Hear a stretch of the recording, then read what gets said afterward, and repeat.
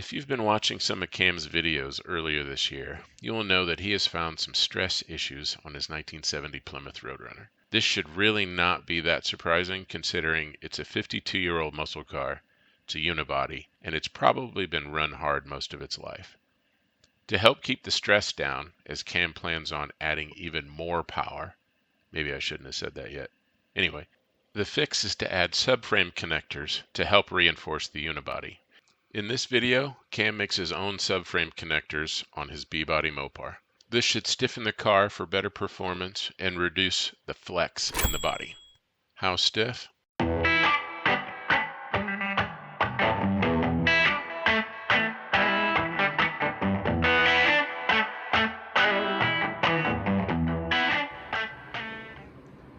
Step one, get the car up in the air, level it, and you can see my trusty Harbor Freight jack stands. Relax, I don't think they're Harbor Freight. Anyway, get the car up close enough to level, which I am gonna be satisfied with that. It's not gonna get any closer. Plus, any unibody car this old with that much horsepower, been cycled through it, it's about as good as it's gonna get as far as I'm concerned. So I've got, you can see I've got the frame rails supported the pinch weld supported just in front of where most of these cars had a torque box. These don't, or mine doesn't. It's just a 383 car. We're about to fix that too. So go into the back. I played around with the pinch weld areas. I wanted to level it on the pinch welds, but I don't know. I just never could get it to sit quite right and quite level. So I went to the axle, and yeah, I know this is going to change a little bit, but I jostled the car around on the axle, or when I had it jack standed on the axles, and it just leveled out just quite nicely. Some of you guys with adjustable jack stands, you'll be able to play with this. And personally, I think I'd rather have it on the pinch weld, but yeah, it is what it is. It's level and it's gonna be fine for what I'm doing. And I've got a safety, you can't see it, but there's a safety in the back there because, well, even if they're not Harbor Freight, I don't trust anything that much. And we shall call this the bird song method. I'm just kidding. I love you. Please don't be mad at me. I watch most everything you do, Chris. So anyway, so this is what it looks like when you're getting close. What I did was I notched, strolling back here, you can see that I've notched the tubing and it sits nicely over the frame horn. I don't know if that's a good view or not. I'm kind of blind shooting that. So it sits over the frame horn. It stays below the floor. Perhaps I could do, there's a little notch that I've cut here that I expect to use. I haven't gone up into the floor pan. I've just taken that lip off a little bit to give me some room. I don't know if I'll need that or not, but I'm gonna take it off now. And watching Chris's videos, it looks like he's doing the same thing. So we're gonna take this, that's just for fitment right now. And I've taken a jack and I've kind of wedged this up against the torsion bar support so that I'll know, where I can cut it. So what I'll do now is I'll take a scribe and a right angle and I'll just scribe the torsion bar where I'm gonna notch it.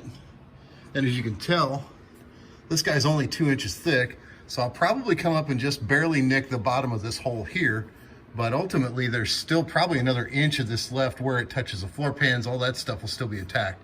So there's still quite a bit of this left, and I don't think we're hurting it. I think we're actually gaining strength, especially when you consider that I'm tying this, and then a big section of this up front after we notch this to fit that. All this stuff will tie together and make this really strong triangle.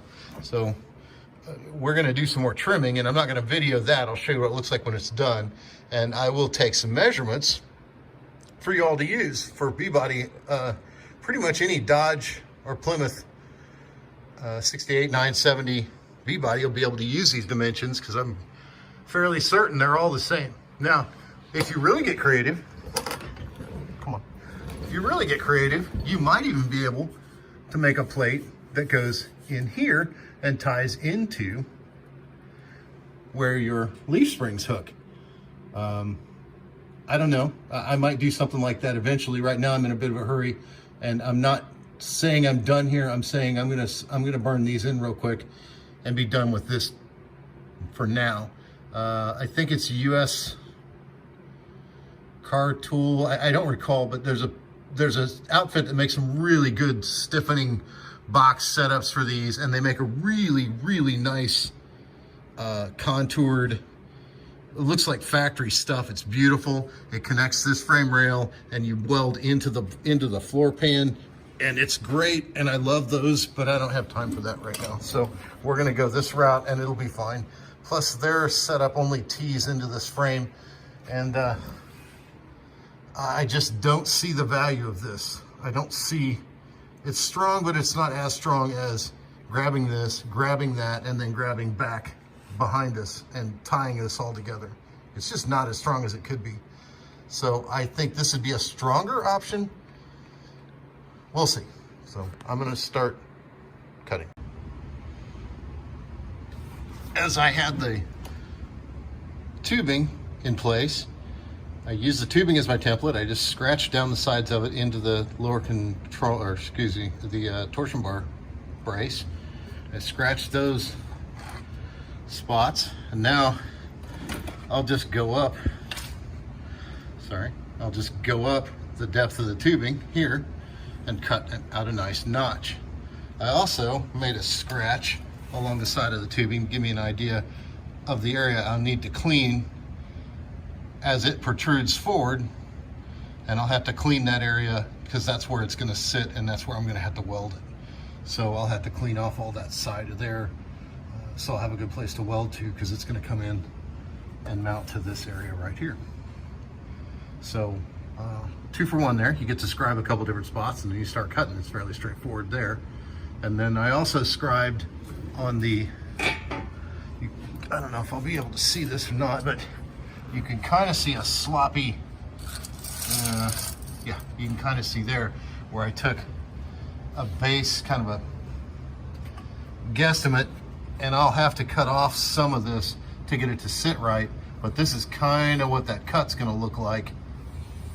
And I'll just cut this. I'll wait until I get this notched out, and it'll give me a real good idea, and I'll have a real nice tight seam here to scribe close to, and it'll look just like these did.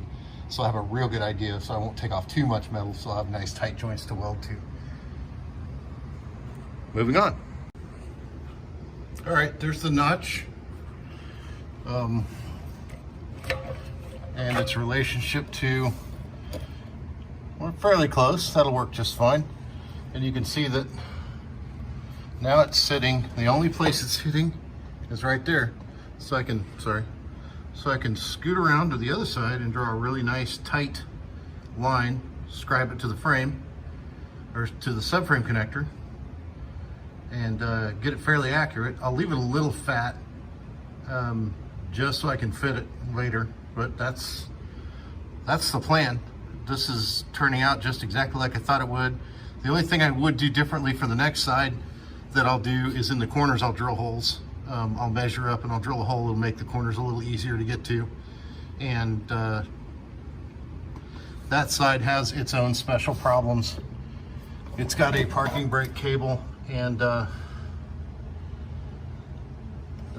think that's it. I've got to make a hole in that subframe connector to allow the parking brake cable to go through, because it's a stick car and I'll need that. But other than that, it should be a similar affair on that side too. So moving right along. Some of the details that are lacking in Mr. Birdsong's video, you all might be interested in. I use 2x3, he uses 2x2. I don't think there's an advantage either way. I like the 2x3 because I can notch it and set it into the frame rail. Plus I'm probably gonna put some plate here and here and bring it up closer to the floor, which you'll see a little bit more detail on. But 2x2 will work just fine as well. He'll tell you that, and you can see it in his cars. 8.5 inches is the, from the pinch weld to the surface in, and that was a fairly, I think it'll vary, but I don't think it'll vary much. And it was an average because, quite frankly, if you go by a pinch weld on a 50-year-old car, you're gonna wind up a little off. So I used the average, but it was fairly straight. It looked pretty good. So I'm gonna say start with 8.5 inches and see how it lays out to keep it straight with the pinch welds. The blank I used was 6 feet long, and you can see the cut is gonna leave me with I'd say 4 or 5 inches drop, which is perfect for me. I don't care, that'll be fine. And I'm using 2x3. I think it's 120 wall. It's smeared on the end pretty badly, so I can't tell. And they don't go by wall, they go by gauge, but it's about 120 wall. The degree of cut, depending on which way you're looking at it, and I'm not good with angles, so I used my angle finder, and it's telling me, I don't know if you can focus on that, it's telling me it's about either 13 degrees, oops, sorry. Oh my, what's going on here? All right, either 13 degrees or 167, depending on which way you're hanging. So we're gonna chop this. The other thing I want you to note that I drew this right off the inside of the frame rail, and it's nowhere near straight. So I would caution anybody who's cutting this to be ready to either cut the wavy line, which some of us are pretty good at with a whiz wheel, because we can't cut a straight line to save our lives, or put a plate on this and be ready to make the plate bend a little bit. I'm going to go ahead and put this, I'm not going to plate the frame rail up front, but it might help you. But just pay attention and beware. I don't think you're going to make a laser straight cut on this thing and have it fit your frame, because obviously this is traced directly off the frame and it's not straight.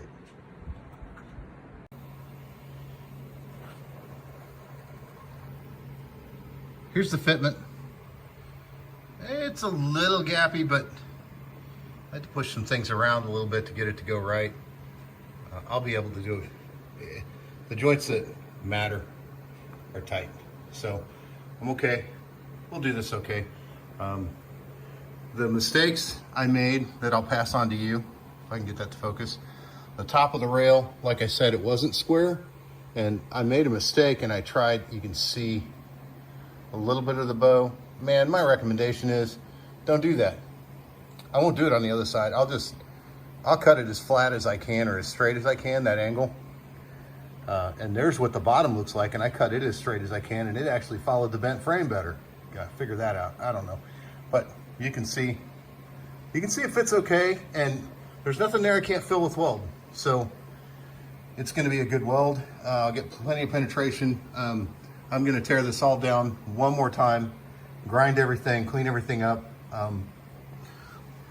and then I think we'll be ready to put it to bed. I'm gonna make some plates for the back. I'll show you those too, but as for in general fitment, this guy looks okay to me. I think we're gonna do okay. And let me see if I can get some light. That's what the little triangle we're looking at, we're talking about, was. A lot of strength right there. So the other side, we've got a couple things to deal with. I've got a brake line there that, well, it won't be a real, it's not a problem. We can move that or push it out of the way, and same with the fuel line. And I don't know if you can see that really well, but the brake line, or the brake cable, will have to pass through. I'll have to weld up a tube, pass that through it. That may take me a little bit longer, but anyway, except for final grind and clean up with the area, we'll start zapping it in here in a bit. So here's what that plate looks like welded in. And it's not beautiful, but I'm not a professional welder. I'm not sorry. It looks good enough, and it definitely penetrates. So what you won't see is the plate here, this lower weld, which is where I set my welder settings. Sorry about the shadow. It's where I set my welder settings. And I knew I'd be grinding that anyway. It's good and penetrated. And I grind it down, and then the plate gives this frame rail the extra width, because I plated both sides. I'll show you the other side. It looks a little different, but it's not much. And then you cut a chunk out of the channel, which is right there, and it just slips right up over the top of this. And then I put a nice fat bead here that grabs this plate. And this plate that I welded onto here is thicker than the frame. I don't want to call it a frame rail. I don't know what, I guess it's a frame rail. But you can kind of see how thick it is here. And this is 1/8 plate. So if I would have taken, the original plan was just to take a 2-inch section here, and like Mr. Birdsong does, he welds here, and that's fine. I think it's plenty strong. I don't think this is any different. It just hides my weld mistakes a little easier. Plus, it gives this plate and this frame, it doubles up pretty good. And plus, I can really burn into this and really put a good hot weld on it. And I was gonna put this weld here anyway. The length of this weld is already, it's insignificant, but this weld will be a lot better quality weld now because I'm not welding thinner, dirtier metal. And I'm putting a better weld on the perimeter of this thicker plate to the existing frame rail. So I think, in theory, this gives me more weld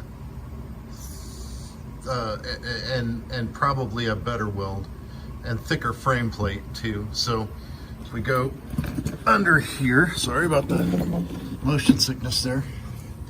See if I can get this to focus correctly. So this is, shadow, dang it. YouTube videographer, I'm not. So this is what the other side looks like, and it's not that much different, but you can see there's just not a whole lot to say. You just blast it in there and grab get a good weld on the frame. You can see up in that top right corner there, I burnt through a little bit and found out that my insulation is not flammable. I burnt through the floor and had to figure out how to get the seat out of it real quick. I knew how, but for some reason, when you're worried about your car burning down, you turn partially trisomic. So anyway, that's what it looks like. I'm gonna slip this thing up. I've done some grinding. I need to grind the front horn a little bit, clean it up, and then we'll start burning the subframe connector on. First rail's burnt in. Pretty annoyed that some of these welds coexist literally at the same seam, going along on nice steel. And that was more for building that corner. I had to notch that tube and swing it up with the frame rail, but you know, you get really nice stuff, and all of a sudden you'll blow along and you hit this big pocket of crap, and you'll wind up building what's affectionately known in my world as bird shit. So anyway, and yet right on the other side of that guy is some pretty solid work. Oh well, it'll hold, and I'll grind some of that off. I can't leave that the way it is, but there it is, it's burnt in. So, side one done. We'll do a final look here and show you the good, the bad, and the ugly, because we're talking about my welds. Here's some ugly that I didn't do. These are factory. They're adequate. They're just not beautiful, which kind of sets the theme for the car in some places that I work on it. Anyway, you can see how the frame connectors are welded in. There's still grinder work to be done, and I'm not done with this. And I'm not a welder, so feel free to beat me up. Damn it, focus. There we go. I'm not a welder, so feel free to beat me up, but know this, I don't care. So, some of these welds turn out really good. Some of them didn't. It really is a crapshoot under the car because you're dealing with new steel, beautiful new steel, and 50-year-old steel that's been coated in grease. Plus, you can't decon the inside of this. You can't degrease it. So you're at the mercy of what you can do. So we'll move down the frame rail here at the sub connector. You can see the hole I knocked in it for the parking brake setup. It wasn't much, and of course that slack you can see. So when you pull tension on it, it straightens up a little bit. I might have to grind it once I get it all set up, but make a little radius, but it comes through on this side and penetrates and goes out the other side. I'm moving down. Oops. Let's see if I can get this and not block the light in the shot. I can't really move the fuel rail out of the way, I'm sorry. So here's what it looks like on the back. This is the plate that we put in. That's the plate I put in, which I showed you.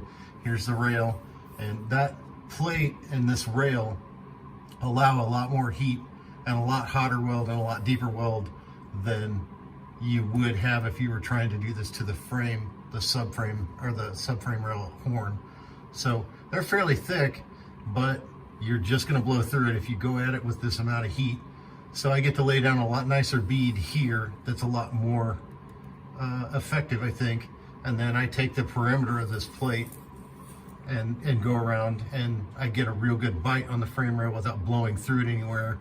And I get to do that with a little less heat, where I can use it on the edges of this plate, and then I can really burn it in when I get to these rails here. So that was a strategy. We'll find out. I don't think I'm going to break anything. It's pretty beefy stuff. So.